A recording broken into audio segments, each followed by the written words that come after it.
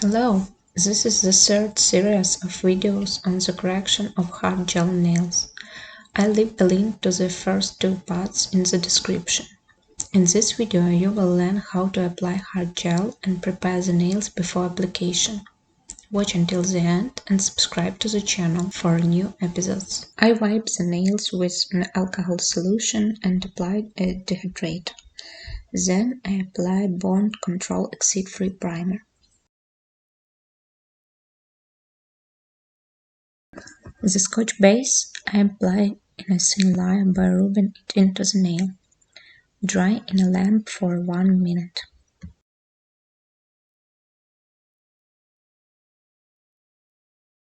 Then we lay out a hard gel with apex alignment in the stress zone of the nail plate. Dry each nail for 1 minute. When all nails are covered, dry both hands together for 2 minutes.